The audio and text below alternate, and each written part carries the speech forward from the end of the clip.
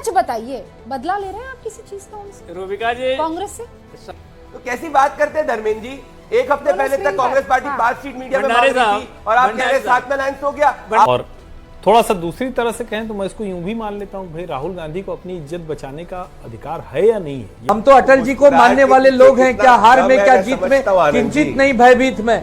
दोनों में दो पार्टियां ऐसी हैं जो एक दूसरे के साथ कितना चल पाएंगी, कैसे चल पाएंगी, वो थोड़ा कठिन है, लेकिन मजबूरी सब कराती है। और आप कांग्रेस के पीछे क्यों पड़े हुए हैं भैया? है वहाँ एमपी में भी उनके पीछे चले जाते हैं, उत्तर प्रदेश में तो आपने बेचारों को कुछ ना दिया और बड़ा सा लेख अलग लिख लिया, हम साथ मिलके लड़ेंगे, पंजे का पता नहीं है, पंजे का कोई कैंडिडेट नहीं है, और अब आप महाराष्ट्र में भी घुस गए। सच बताइए, बदला ले रहे हैं आप किसी चीज का उनसे, रूबिका जी, कांग्रेस से? समाजवाद सच पे ही चलता है, इसलिए समाजवादी हमें तो सच ही बोलते हैं, तो हम हर बार ही सच बोलते हैं, कहने की आवश्यकता नहीं है।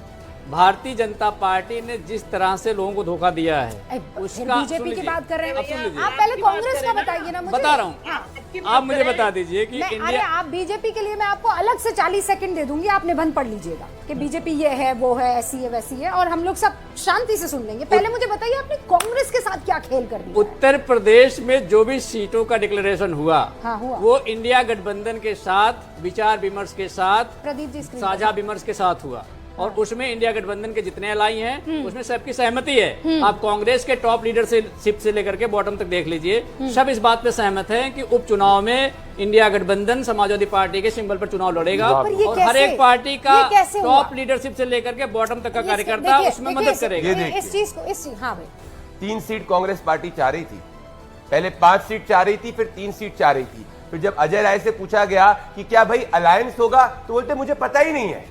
तो कैसी बात करते हैं धर्मेंद्र जी? एक हफ्ते पहले तक कांग्रेस पार्टी 5 सीट मीडिया में मांग रही थी और आप कह रहे 7 में अलायंस हो गया। भंडारी आपको साहब, ट्वीट बिना कांग्रेस पार्टी के शेयर करेंगे, इसलिए 24 घंटे लग गए कांग्रेस पार्टी को प्रेस कॉन्फ्रेंस करने में। अगर आप साथ में करते तो ज्वाइंट प्रेस कॉन्फ्रेंस करते, आपने ज्वाइंट प्रेस कॉन्फ्रेंस करी नहीं। अरे सुनिए तो बताइए, नहीं आपने मुझे बताइए। नहीं धर्मेंद्र जी, आप इतने बड़े नेता हैं, सुनिए ना, आप मुझे बता दीजिए, आप इतने बड़े नेता हैं, आप संजय निषाद 4 सीट पे दावा कर रहे थे, ये बता दीजिए। ओम प्रकाश राजभर 4 सीट पे दावा कर रहे थे, 9 सीटों पे चुनाव है, तो आप 1 सीट पे चुनाव लड़ेंगे? धर्मेंद्र जी, आप 1 सीट पे चुनाव लड़ेंगे? बताइए लीजिए आज का, आप 1 सीट पे चुनाव लड़ेंगे? सुनो धर्मेंद्र जी, बताइए ना मुझे। अरे मैं आपको अपडेट कर रहा हूँ धर्मेंद्र जी, मैं बता धर्मेंद्र जी अपडेट कर रहा हूँ, सुनिए ना। संजय निषाद, कर रहा हूँ ओम आज प्रकाश के राजभर, संजय निषाद के बयान का अपडेट कर रहा हूँ। 4 सीट का दावा किया था, धर्मेंद्र जी, कौन सी साझा प्रेस कॉन्फ्रेंस में बता दीजिए आपके किस। हर्षवर्धन जी, मैं सारी बातें मेरे समझ में आ रही है कि भाई राजनीतिक अपने अपने ऑब्लिगेशंस होती हैं, पर मैं प्रभु ये नहीं समझ पा रही हूँ कि एक बड़ी सी पार्टी को आप ऐसे कैसे कन्विंस कर ले। मतलब मैं मान लीजिए ये बिल्कुल ऐसा है कि हर्षवर्धन जी आप बहुत बड़े पत्रकार हैं, मैं सच में चाहती हूँ कि 5 बजे के शो में आप आए, लेकिन आप आइएगा मत। मैं आपका ऐसे झूठा मूठा नाम ले लूंगी, आप विश्लेषण कीजिएगा मत, लेकिन आप वहां पर रहेंगे और आप मान जाएंगे। कैसे हो सकता है ये? मुझे वैसे तो ये अक्सर बच्चों के साथ होता है या कोई बहुत ताकतवर होता है। एक हमारे यहाँ कहा जाता है ना कि जबरा मारे और रोवे न दे। कांग्रेस का हाल कुछ ऐसा हो गया है, समाजवादी पार्टी ने उनको उस स्थिति में पहुंचा दिया है। और थोड़ा सा दूसरी तरह से कहें तो मैं इसको यूं भी मान लेता हूं, भाई राहुल गांधी को अपनी इज्जत बचाने का अधिकार है या नहीं है, या वो भी हम लोग छीन लें। हरियाणा के बाद राहुल गांधी की लीडरशिप पर ढेर सारे सवाल थे। हाँ।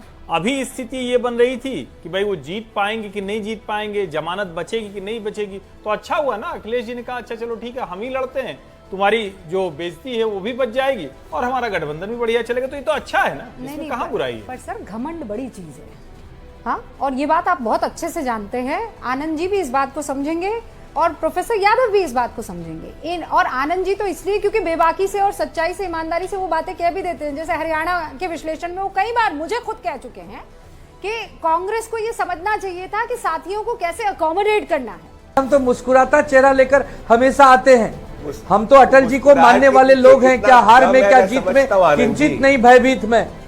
हम तो ये कह रहे हैं कि अभी 2 दिन पहले ही नाना पटोले जी और संजय राउत साहब ने यशवंतराव चौहान सभागृह के बाहर प्रेस कॉन्फ्रेंस की, एक दूसरे से गले मिल रहे हैं। तो हम पर दादा ताक झाक मत कीजिए। तुम इतना जो मुस्कुरा रहे हो, ये कौन सा गम है आनंद जी जिसे छुपा रहे हो? हम हमेशा मुस्कुराते हैं रूबिका जी, आज थोड़ी मुस्कुरा रहे हैं। हर्षवर्धन त्रिपाठी जी, महज सिर्फ एक ही गठबंधन की बात नहीं है ना, पेच तो दोनों गठबंधन में फंसे हुए ना, इसीलिए कह रहे हैं मंडे तक चीजें फाइनल होंगी।